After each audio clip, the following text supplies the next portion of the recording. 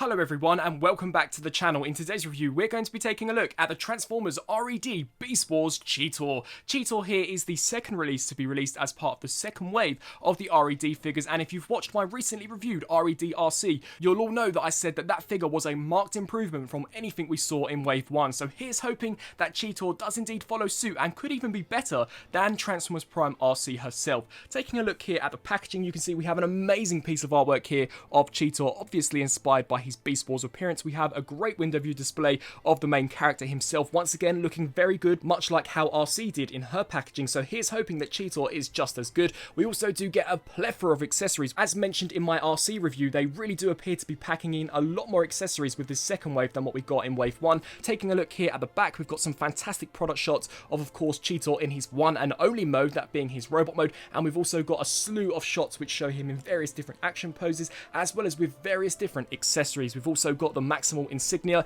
and taking a look here at the top, we've got the Beast Wars logo. So without further ado, let's crack Cheetor open and see what awaits us inside. And so here we have the R.E.D. Cheetor opened up and out of the packaging, and despite some of my initial presumptions in believing that RC would be my favourite R.E.D. figure across the entire line so far, I am pleasantly surprised to announce that Cheetor here is indeed my favourite figure to be released from this line so far. He is just the complete full package and finally optimises on everything that I believed the R.E.D. line would give us from the start. Cheetor has some fantastic articulation, exceptional detail, as well as a great array of accessories. Now of course Cheetor here isn't without his flaws, but where this figure does improve over any of the other figures is that he is indeed incredibly well articulated, which is something that I said from the first ever figure I reviewed from this line, that being Optimus Prime, is something that I wish Hasbro had prioritised from the get-go. However, with a couple of faulty starts, it is finally here with Cheetor that I believe the line's potential has truly been realised. I also believe that this figure here would be a great substitute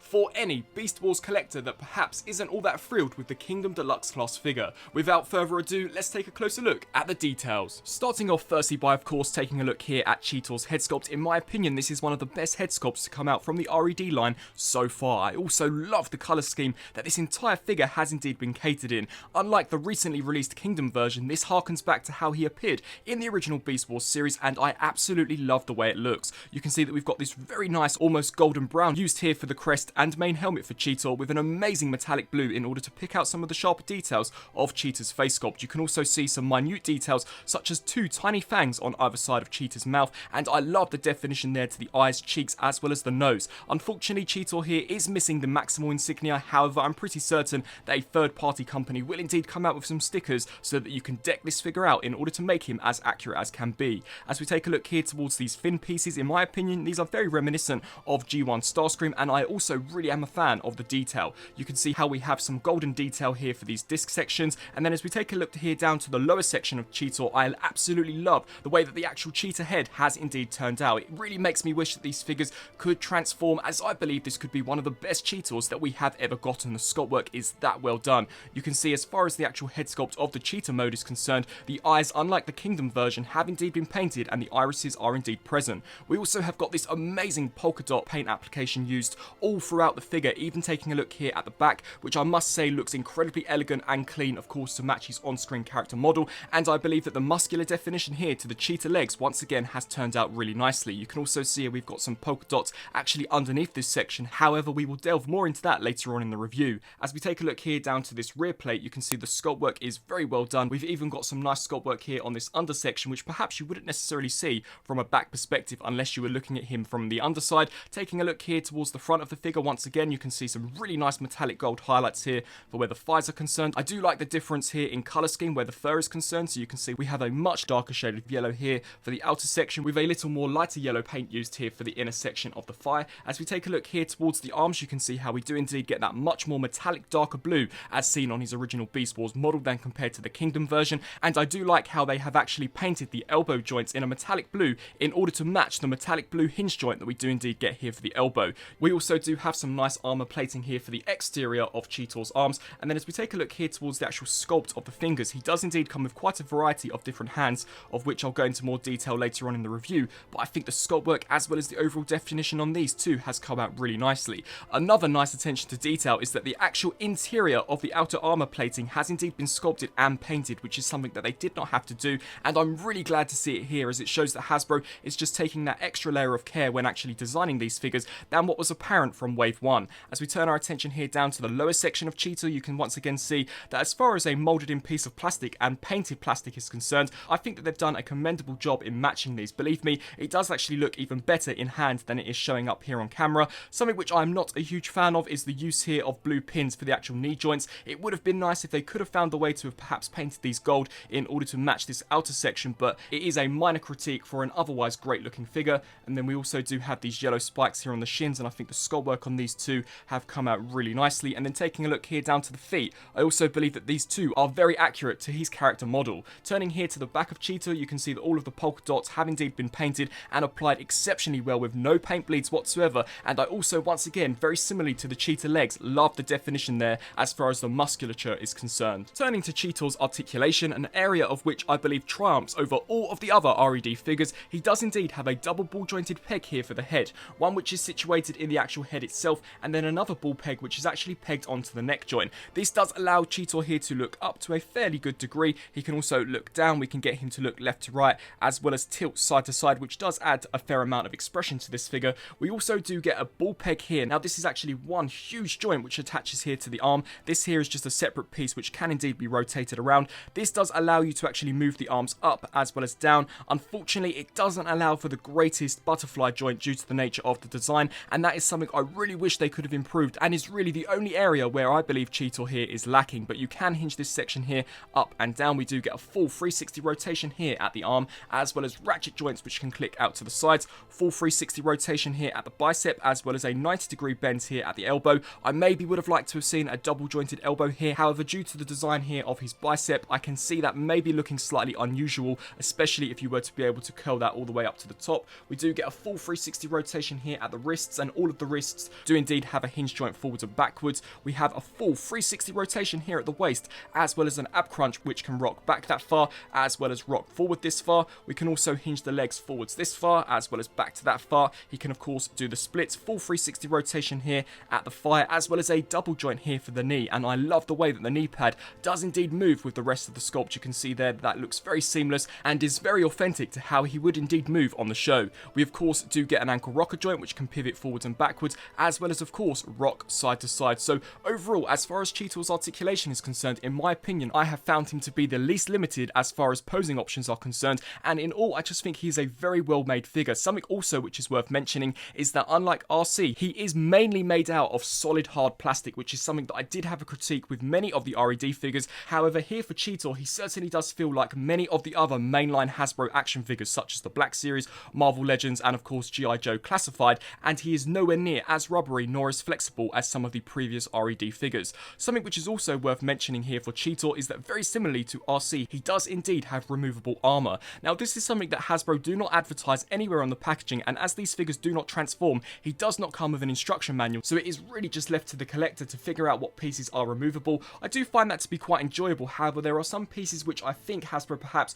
should give some clearance on, as if this piece is removable, then surely these pieces should be removable. However, I can assure you that these are indeed glued on, and I'm pretty certain that if you were to give this to a child and they were to find out that some of the pieces were removable, they maybe would perhaps apply a little too much pressure to an area of which should not be removed and could potentially damage the figure. So it would be nice if Hasbro could just give some clearance on what pieces are designed to actually be detached. But moving along, you can indeed remove the actual cheetah head here on his torso to reveal some very nice interior sculpt work, and this is very reminiscent to what we actually got with R.E.D RC. We also do have some nice detail on the actual interior here of the cheetah head, and you can indeed turn here to the back and remove the cheetah legs. This is very simplistic to do and simply does just detach, and I've got to say that they are held in exceptionally securely for pieces which are designed to detach. When you do remove this does show you some further details here, such as some hydraulics. Whilst they are not painted in the same copper as we got here for the top sections, I still believe that to be a nice attention to detail, and they haven't skimped out on the paintwork as far as the back is concerned. All of these polka dots as well as the yellow paint is still apparent, and I absolutely love the overall functionality as well as playability factor that this feature can give us as far as posing options as well as photography options are concerned.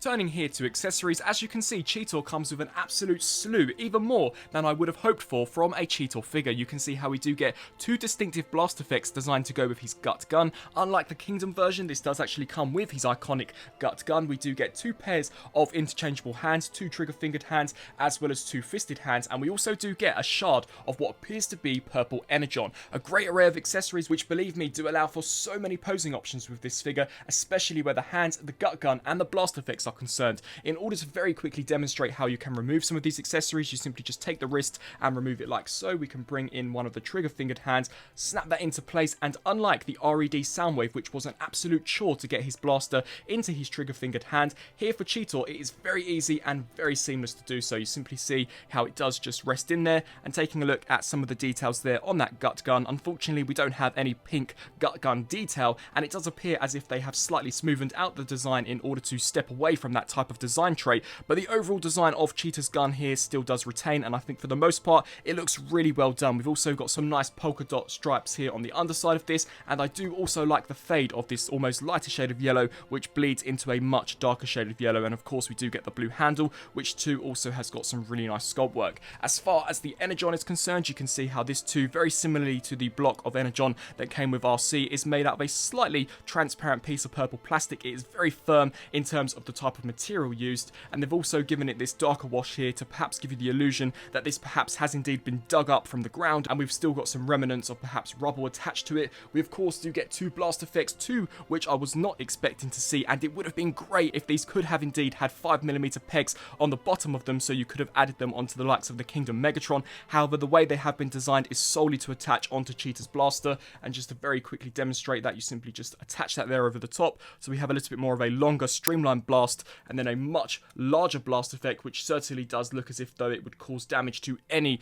of the opponents that Cheetor could be facing up against. So definitely a great array of accessories, and I'm certainly glad to see this many accessories included with this particular Cheetor figure. Here for a very quick Cheetor size comparison, you can see that we have our new R.E.D. figure in the middle compared next to the Masterpiece figure, as well as of course the recently released Kingdom version. And as far as the colour scheme is concerned, the R.E.D. version is actually an amalgamation of both of these figures. You can see how we do have the darker, more metallic blue taken here from the Masterpiece, however we have the lighter shade of yellow taken from the Kingdom version. So really this is not 100% accurate. As far as I'm concerned, the MP figure is the closest we have ever gotten in terms of the actual colour scheme used on the show. And just very quickly comparing the gut guns, you can see in what I was mentioning earlier on, in the fact that they have indeed decided to completely get rid of the entire gut detailing, as well as not deciding to paint this area here in pink. Something which is also worth noting, and is something that I'm pretty sure many of you will be asking, is whether or not you can take the R.E.D. Cheetor's blaster and implement it here onto the Kingdom version. And yes, you can indeed do so. However, it does sit at a slight angle. I still do think that the overall proportions as well as the scaling works really nicely. So for those of you who perhaps want to get this figure to give the Kingdom Cheetor his blaster, you can definitely do this. And as Cheetor here from the R.E.D. line comes with a ton of accessories, you could display him with the Energon Shard and the Kingdom version here with the Gut Gun Blaster. So definitely nice compatibility here across the lines, and it is nice to see that that blaster can indeed be implemented onto a figure which for the most part didn't really come with any form of firepower. Here for an R.E.D. size comparison, you can see that Cheetor is pretty much the same size as all of the previously released figures. So all of these figures here don't necessarily appear to be in scale with one another. They are all just in the 6-inch scale, which is a question that I know many of you also did have. And in terms of a comparison here, I just believe Cheetor to be the best out of this particular bunch. He's got great paintwork. I also think that his plastic quality is leaps and bounds better than any of these figures. He also comes with a great slew of accessories, and his articulation absolutely obliterates almost every single one of these Wave 1 counterparts. As far as a Wave 2 comparison goes, here we have him compared next to the R.E.D. RC, a figure which I was very quick to praise, as I believe her to be also a fantastic release. However, when comparing her with Cheetor, her articulation is slightly lacking, which is unfortunate. She does not have double jointed knees like we've got here with Cheetor, and I also believe that Cheetor's foot articulation too is also greatly improved when compared to RC. But once again, that's not to take anything away from RC. I think that the Wave 2 figures are leaps and bounds better than anything we got from Wave 1, with maybe the exception of Megatron, and I'm really looking forward to seeing as to what Wave 3 does indeed have in store for us. And here for a very quick Kingdom size comparison, for those of you who are perhaps looking at R.E.D. Cheetor as being your substitute when compared to the actual deluxe version, I personally don't believe that the scale here works all that well. Of course, Cheetor was never as big as Optimus Primal. However, if you are looking solely for a robot mode display, and scale does doesn't necessarily bother you all that much. I think that Cheetor definitely looks really awesome alongside some of these other figures, and as far as robot mode is concerned, I believe him to be better than compared to the deluxe version. However, that figure is of course transformable. And so, some final thoughts. I have reviewed all of the R.E.D. figures so far, and as mentioned throughout this review, I certainly do believe that Cheetor here to be the best out of the bunch. He certainly has the best quality control. I have seen no paint blemishes nor no plastic blemishes on this release. He also comes with a great array of accessories which allow for so many different posing options, as well as of course playability options, and I love his articulation. He is by far the best articulated R.E.D. figure that we currently have to date. Of course, not 100% perfect. I would love to see perhaps a ball jointed diaphragm, as well as of course double jointed elbows, but as far as the articulation in the knees and the feet are concerned, it is better than any of the other figures that we've seen so far. I also believe that his paint applications as well as attention to detail is too also really well done, and this figure is a prime example as to why we now have a non-transforming Transformers line by Hasbro, as they are now able to perfect the robot mode without having to worry about the character's alt mode. I can only hope that we can see some of the live action Transformers introduced into this particular line, and it is only then that I believe this line will go from perhaps a 7 to definitely a 10. If they were to approach something like the live action figures, which are very complex in terms of their design, and were able to absolutely nail the robot modes, then this line here would make perfect sense to me. I believe that Wave 1 was definitely a mixed reception, not only because of the QC, but because the G1 designs are a little more simplistic than compared to, of course, the Beast Wars designs, the Transformers Prime designs, and of course the live action designs. So to actually get two characters in this particular second wave, which in my opinion benefit from not being able to transform, is why I believe this second wave may be more positively received than compared to the first wave, as we've already got some fantastic figures from Earthrise and of course the War for Cybertron on Megatron, Optimus, and of course Soundwave, and all of those can transform, and that is also another reason why I believe that perhaps Wave 1 was slightly less desired by collectors. But here with Cheetor and Transformers Prime RC, I can certainly see these figures here flying off shelves, and if Wave 3 and any of the future waves are anything like Wave 2, I am certainly sure that I will be picking them all up, which is a completely change in attitude by me, as if you will recall from the end of Wave 1, I said that I was pretty much done with the line, so R.E.D. has certainly won me back, and that just about wraps up my review. I think that this figure here is great, and I really hope that you enjoyed this video and that you did find it somewhat informative. Please be sure to let me know down in the comment section below on whether or not you do plan on adding this figure here to your collection, or whether or not the R.E.D. line is indeed a complete miss for you. I thank you all for watching, and until my next review, I'll see you then.